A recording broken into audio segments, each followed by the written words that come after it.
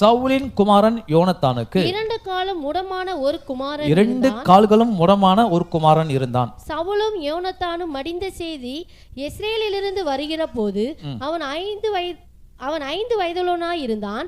அப்பொழுது அவனுடைய தாதி அவனை எடுத்துக்கொண்டு ஓடி போனாள். அவள் ஓடி போகிற அவசரத்தில் அவன் விழுந்து முடவனானான். என்னாச்சு? அவன் பேர் என்ன?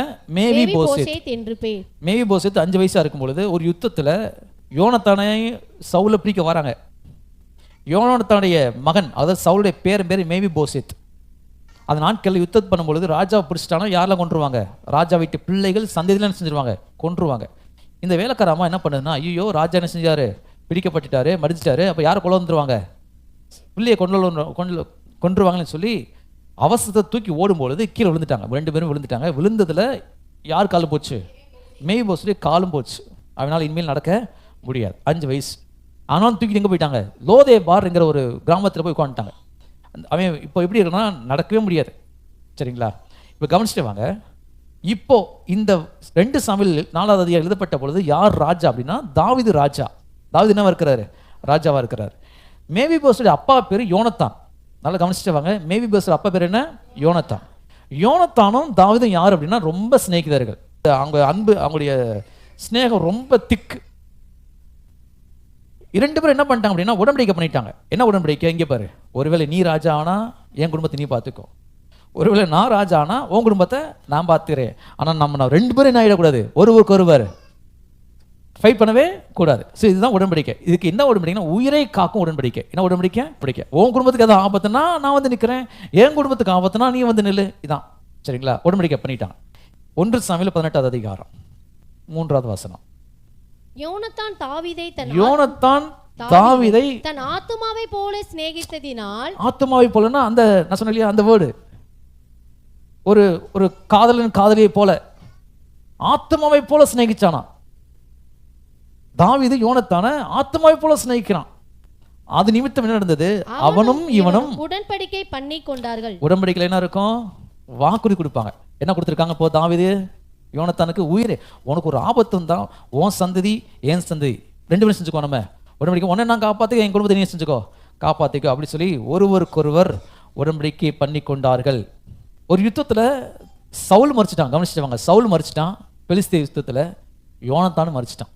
தாவீது நோடத்தில் இருக்கிறான், கேள்விப்படுகிறான். இப்போ படிச்சோம் இல்லையா, 2 சாமுவேல் 4ஆவது அதிகாரம் 4ஆவது வசனம். சவுலின் குமாரன் யோனத்தானுக்கு 2 கால்களும் உடமான ஒரு குமாரன் தான். சவுலும் யோனத்தானும் மடிந்த செய்தி. யுத்தத்தில் 2 பேரும் செத்துட்டாங்க. 2 பேருமே செத்துட்டாங்க. இந்த செய்தி யாருக்கு வருது? தாவீதுக்கு வருகிறது. இப்போ தாவீது என்னவா இருக்கிறாருன்னா ராஜாவா இருக்கிறாரு. ரொம்ப நாளுக்கு பிற்பாடு தாவீதுக்கு ஒரு யோசனை வருது. என்ன யோசனை அப்படின்னா, இங்கே பாருப்பா, 9ஆவது அதிகாரம் 2 சாமுவேல் 9ஆவது அதிகாரம் 1 வசனம். யோனத்தானின் நிமித்தம் என்னால் தயவு பெறத்தக்கவன் எவனாவது சவுலின் வீட்டாரில் இன்னும் மீதியா இருக்கிறான் உண்டா என்று. அதாவது சவுல் குடும்பத்தில் எல்லாரும் மரிச்சிட்டாங்க யுத்தத்துல. ஒருத்தன் மட்டும் மீதி இருக்கிறான். அவன் பேர் என்ன? மேவி போசேத். எங்க இருக்கிறான்? லோதேபார்ல இருக்கிறான். அவன் எப்படிப்பட்டவனா இருக்கிறான்? 2 கால்களும் முடமான நிலைமை. இப்ப அவன் வாலிபனா இருக்கிறான். எத்தனை வயசுல முடமானா? 5 வயசுல. அப்பா யோனத்தான் மறிச்சிட்டாரு, தாத்தா சவுல் மறிச்சிட்டாரு. ஆனா இன்னமும் இதில் வாழ்ந்துட்டு இருக்கான். தெரியுமா? கஷ்டத்தில் வாழ்ந்துட்டு இருக்கிறான். அவனுக்கு சாப்பாடுக்கு வழி இல்லை. சொத்துல இழந்துட்டான், உறவுகளை இழந்துட்டான், ஒரு தகப்பனை இழந்துட்டான், எல்லாத்தையும் இழந்துட்டு தனிமையில் வாழ்ந்துட்டு இருக்கிறான். யாராவது சொல்லியிருப்பாங்களே, ராஜா குடும்பம் ஐயாவே அவன் எப்படி வாழ்ந்துகிட்டு இருக்கிறான்? கஷ்டத்தில் வாழ்ந்துகிட்டு இருக்கான். ராஜ குடும்பம், உங்க தாத்தா ராஜா, உங்க அப்பா யோனத்தான் இளவரசன், அவன் இதில் வாழ்ந்துகிட்டு இருக்கிறான், கஷ்டத்தில் வாழ்ந்துகிட்டு இருக்கிறான், சாப்பாட்டுக்கு வழி இல்லை, கஷ்டத்தில் வாழ்ந்துகிட்டு இருக்கிறான். தாவீது யோனத்தானின் நிமித்தம் என்னால் தயவு பெறத்தக்கவன் எவனாவது, அவன் யார் எவனாவது சவுல் வீட்டால் மீதி இருக்கிறாங்களா? என்ன சொல்ல வராரு? யோனத்தானும் நான் பண்ணியிருக்கிறோம், உடன்படிக்கை பண்ணியிருக்கிறோம். அந்த உடன்படிக்கையில் 2 பேரும் பண்ணிக்கிறோம், வாக்குறுதி கொடுத்துருக்கிறோம். இந்த நான் கொடுத்த வாக்குறுதியை நான் காப்பாற்றணும்னு நினைக்கிறேன்.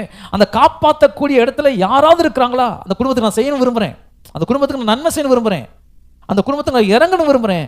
யாராவது இருந்தால் சொல்லுங்கப்பா, ஏன்னா நான் வாக்கை காப்பாற்றணும். இந்த காலை வெளில இந்த சர்ச்சுக்கு வந்துடுறவங்களை பார்த்துக்கிறாரு. ஆண்டவர் வாக்கை காப்பாற்றுகிறவர். எவ்வளவேனும் பொய் உரியாத தேவன் தம் சொன்ன வார்த்தையை காப்பாற்ற துடிக்கிறவர் அவர். ஹல்லேலூயா. நீங்க கூட வாக்குத்தத்தத்தை மறந்திருக்கலாம், ஆனா அவர் மறக்கிறவர் அல்ல. அவர் பொய் சொல்ல ஒரு மனுஷன் அல்ல. மனம் மாறுவதற்கு மனு புத்திரன் அல்ல, மனுஷன் கிடையாது. அவர் சொன்ன வாக்கை எப்படியாவது நிறைவேற்றுகிறவர். மேய்போசத்தை தேடி போறாங்க. 2 காலம் முடமா இருக்குது. அவன் எங்கேயோ இருக்கிறான். அவன் இருக்கிற இடம் எங்கேயும் தெரியல. தேடி போய் பிடிச்சிட்டு வராங்க. அவன் பயந்து வாரான். எப்படி வரான்? பயந்து வாரான். அவன் இத்தனை வருஷம் கஷ்டத்தில் வாழ்ந்துக்கிட்டு இருந்தான்.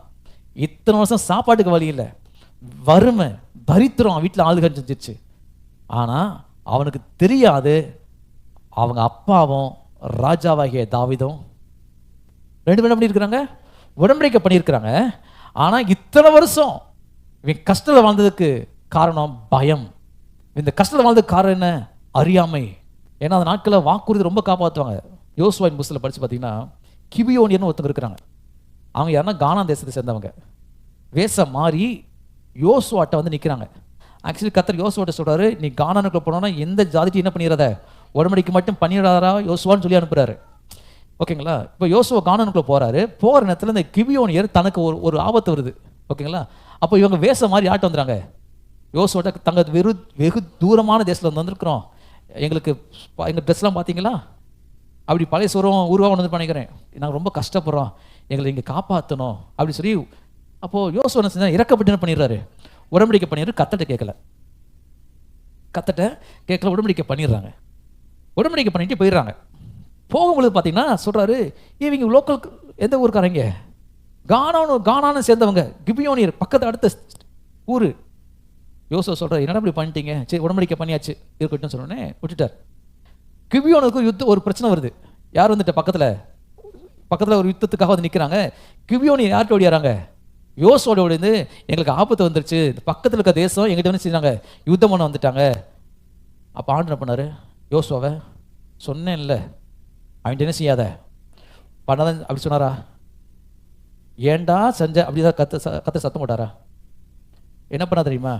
அந்த உடன்படிக்கையில் வாக்குறுதி கொடுத்துட்டாரு யோசுவா, நாங்கள் உங்கள் உயிரை என்ன செய்வோம்? காப்பாற்றுவோம். பைபிளில் இந்த கிபியோனியர் அந்த யுத்தத்தில் தான் யோசுவா சூரியனை பார்த்தினார். சூரியனே தரித்து நில். ஆண்டவர் யோசுவாவுக்காக எதை நிப்பாட்டினாரு? அது சரியான உடன்படிக்கை, அது தவறான உடன்படிக்கை. ஆனால் கொடுத்த வாக்குறுதியை காப்பாத்துன்றதுக்காக யோசுவாவுக்காக கர்த்தர் சூரியனை நிப்பாட்டினார். நான் சொல்ல கவனிக்கிறீங்களா?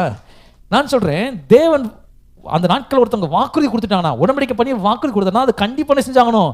நிறைவேற்றியே ஆகணும். தேடி போய் நிறைவேற்றணும்.